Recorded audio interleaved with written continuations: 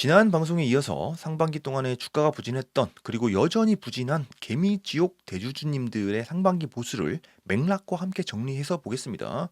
그냥 실적이 안 좋았던 것이 아니라 논란의 중심에 있었던 대주주님들 세 분을 이야기해 보려고 합니다. 첫 번째는 JYP고요. JYP는 지난 방송에 이어서 제가 가장 리스크가 크다고 생각하는 섹터인 엔터 섹터의 빅4 중에 하나고요. 역시 실적은 안 좋았습니다. 기사는 어닝 쇼크라는 한 단어로 표현을 하고 있고 매출은 13.9% 감소하였고 영업이익은 51%가 줄어들었는데 YG와는 달리 적자는 아니고 429억 원 흑자라고 합니다.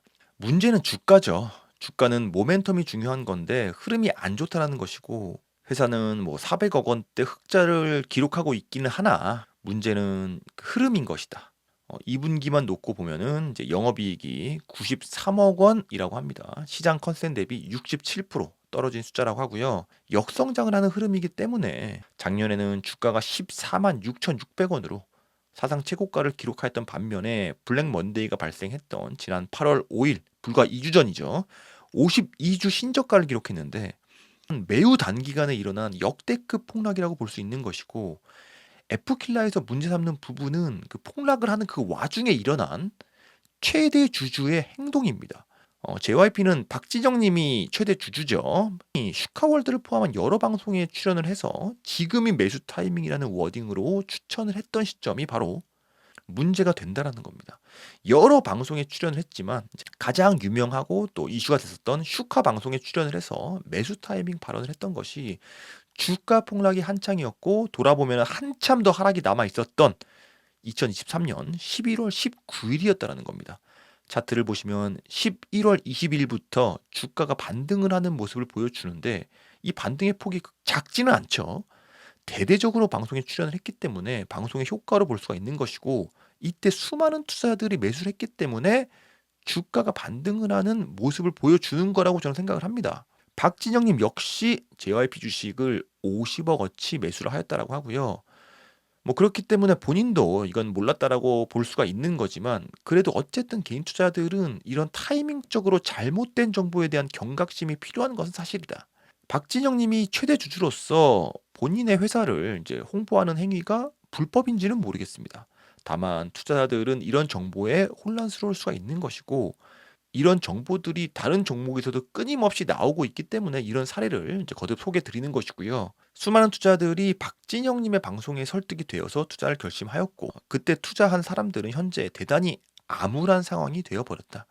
지난 방송에서 YG에서도 12월 29일에 블랙핑크와의 진짜 재계약 결과를 발표하기 3주 전인 12월 9일에 헷갈리는 기사가 대대적으로 등장을 한 것과 마찬가지로 JYP 역시 경각심을 가져야 되는 부분이라고 생각을 하고요. 이게 불법인지는 저도 잘 모르겠습니다. 다만 중요한 것은 투자들이 정보를 받아들이는 데 있어서 주의를 기울여야 하는 부분이라는 것만큼은 확실하다. 투자자들의 관심이 몰리는 모든 종목에서는 꼭 일어나는 일이라는 겁니다. JYP 엔터의 최대 주주인 박진영 COO는 상반기 보수가 전년 대비 60% 증가한 것으로 나타났다.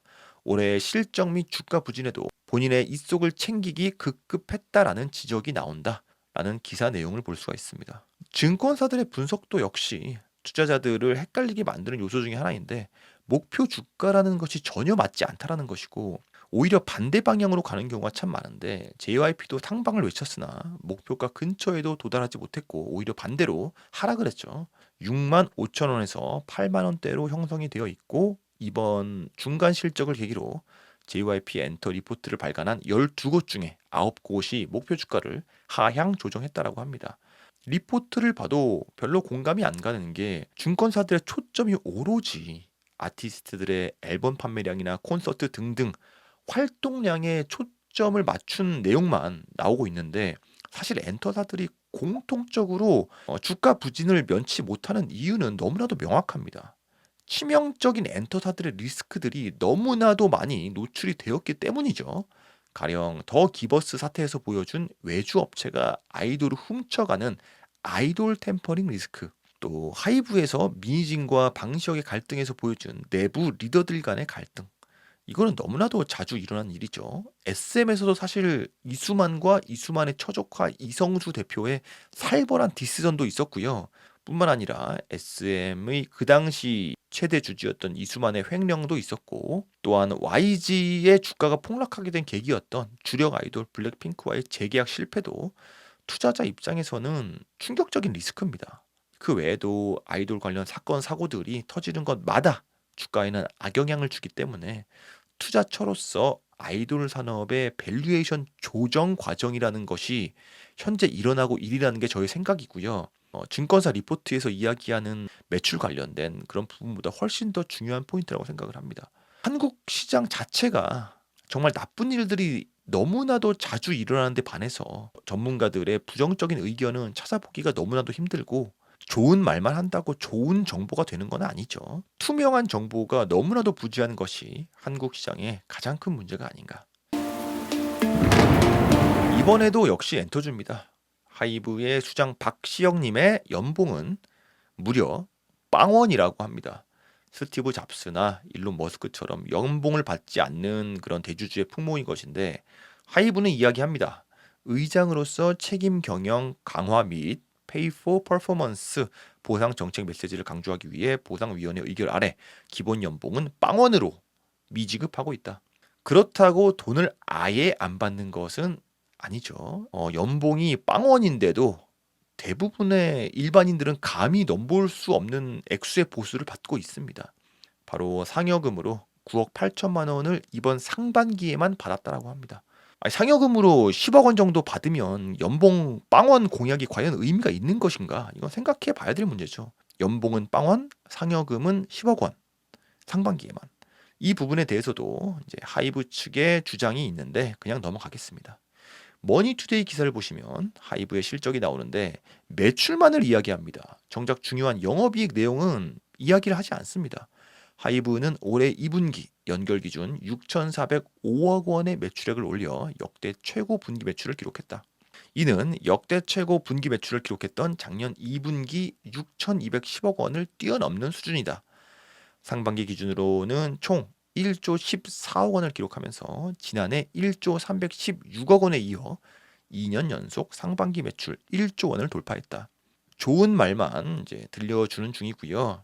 현실은 완전히 반대죠. 주가로 볼 수가 있는 건데 4거래일 연속 하락세에 이어 52주 신저가를 찍었다. 하이브의 주가가 16만 원대를 터치한 건 지난해 1월 2일 이후 처음이다.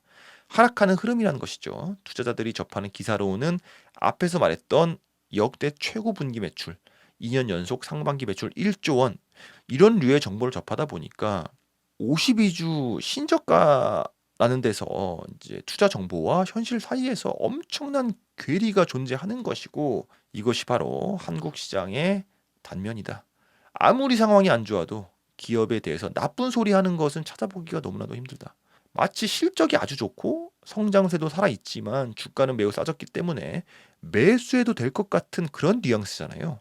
뭐 지난 1분기에도 이런 식으로 예측을 했을 것이고, 그 예측을 보고 매수한 사람들은 지금 굉장히 암울한 상황일 것이고, 1분기가 지나고 2분기가 또 지나서 상반기를 정리하는데도 또 희망 회로를 돌리는 말만 하고 있다.